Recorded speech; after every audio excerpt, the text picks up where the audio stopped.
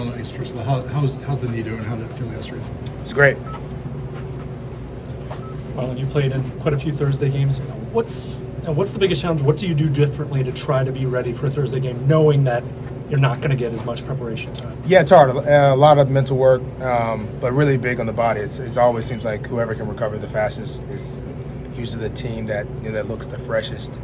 And it's tough. It's a tough turnaround, but it's the reward after is cool. If you when you win, to get the extra days off. But Thursday's about recovery, mental work. So a little different twist than just your typical Sunday game. What's the biggest challenge you're going against Joe Burrow? The biggest challenge is, he trusts his guy. He likes his guys more than he likes me. So that's the biggest challenge. Most quarterbacks, when they see a guy kind of covered, they usually don't throw it. But Joe, he's like, even if this guy's covered, I think my guy can make a play. And those guys make a ton of plays. I think last game there was a lot of contested catches, and it seemed like they came down with a lot of those. So it's going to be a lot of passing, great receivers. And obviously, a guy like Joe, he puts it on the money. He doesn't, you know what you're going to get with Joe. Elite quarterback. So it's always a tough challenge. Marlon, maybe a simple question, but how good did it feel to get those 2 picks against Tampa Bay? Shoot, man, we're like so far away from that. I don't even. It's Cincinnati week, so I'm ready to get some work in for Cincy. How much motivation is the defense taking from the last Cincy game? It was a high-scoring event. You all taking motivation from that one? Yeah, we felt like we should have lost. I think that's what we talked about today. It's we won the game, but we did not play well. I think, especially the secondary alone. It was, like I said, there's a lot of contested catches, but big plays, too many big plays. So we're hoping to try to limit the passing attack and get going. We want to. That's the biggest thing. We've been searching. I think it's been a really good response in our room.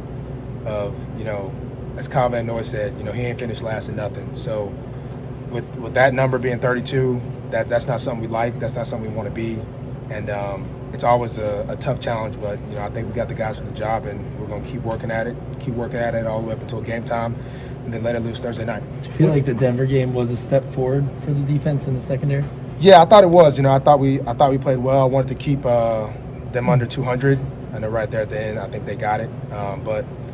We just got to keep chasing the details. I think it's bad when what you're being coached. If you're don't have it to the T, that's what's kind of hurting us. So we've in our room we've realized as players, we got to do it exactly how we're coached, exactly how we're doing it in practice to get it to go in the game. We can't practice it all week this way. We can just coach this way, and then we get in the game, and it's not exactly how you just practiced it. So that's been the biggest thing. We've been talking about doing your 1 of 11. So many times this year, just one guy's just not exactly where he's supposed to be, and that's where it's been hit. It's been hitting like 90%. When you watch other teams, you see people wide open here, it doesn't get hit. But for us, it's been really making us get so detailed because it seemed like every time one guy's you're supposed to be 2 yards outside the hash, you're not 2 yards outside the hash, the ball goes there. You're not inside leverage. It's been so little tiny detail that's made everybody tighten up their approach, tighten up their mindset, and really just focus to just do only your job only. And so it's been very unique from that aspect, but it makes you focus. And that's what we need. Has it bothered you, some of the criticism that Zach has taken after some of the more difficult defensive performances? I don't exactly know what's going on, besides what kind of I get told.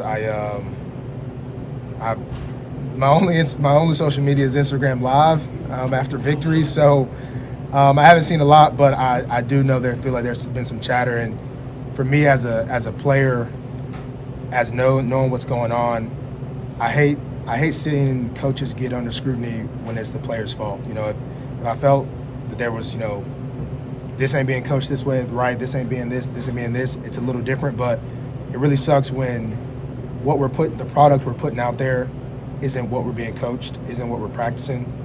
And that's kind of what hurts me. Some of the plays I've given up, is that the coach's fault, or did we practice it this week and then I got in the game and I didn't play it exactly how it was supposed to be, and it results in a big play.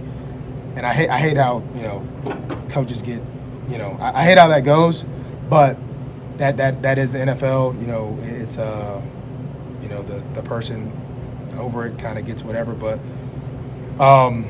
it is kind of what it is. But I hate that just because, you know, when it's your fault sometimes while somebody's getting scrutinized, it's never a good thing.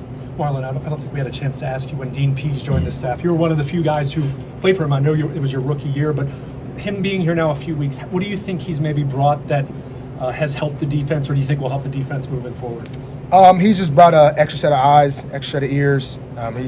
He's pulled guys to the side.